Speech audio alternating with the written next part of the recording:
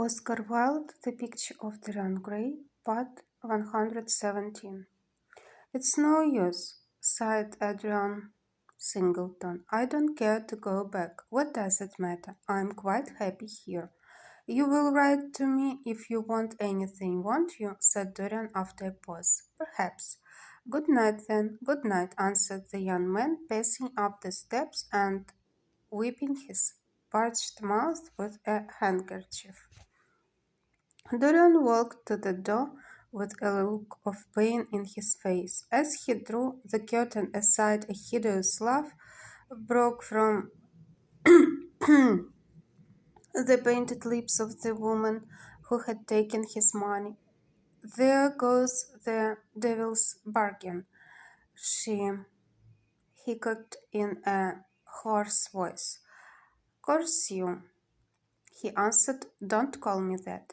She snapped her fingers. "Prince Charming is what you like to be called, ain't it?" she yelled after him. The drowsy sailor leapt to his feet as she spoke and looked wildly round.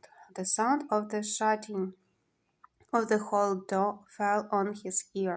He rushed out as if in pursuit. Dorian Gray hurried along the quay through the drizzling rain. His meeting with Adrian Singleton had strangely moved him, and he wondered if the ruin of that young life was really to be laid at his door, as Basil Hallward had said to him with such infamy of insult. He bit his lip, and for a few seconds his eyes grew sad. Yet, after all, what did it matter to him? One's days were too brief to take the burden of another's errors on one's shoulders. Each man lived his own life and paid his own price for living it. The only pity was one had to pay so often for a single fault. One had to pay over and over again. Indeed, in her dealings with men, destiny never closed her accounts. There are moments, psychologists tell us, when the passion for sin, or for what the world calls sin, so dominates a nature that every fiber of the body, as every cell of the brain, seems to be instinct with fearful impulses. Men and women at such moments lose the freedom of their will. They move to their terrible end as automatons move.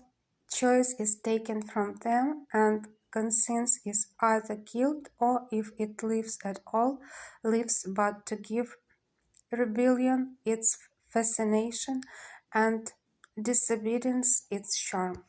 For all sins, as theologians weary not of reminding us, are sins of disobedience.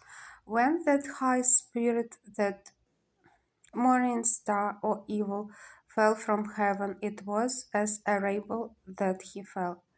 Callous, concentrated on evil, with stained mind and soul hungry for rebellion, Dorian Gray hastened on, quickening his step as he went, but as he darted aside into a dim archway that had served him often as a short-cut to the ill-famed place where he was going, he felt himself suddenly seized from behind, and before he had time to defend himself, he was thrust back against the wall with a brutal hand round his throat. He struggled madly for life, and by terrible effort wrenched the tightening fingers away. In a second he heard the click of a revolver and saw the gleam of a polished barrel pointing straight at his head, and the dusky form of a short, thick-set man facing him.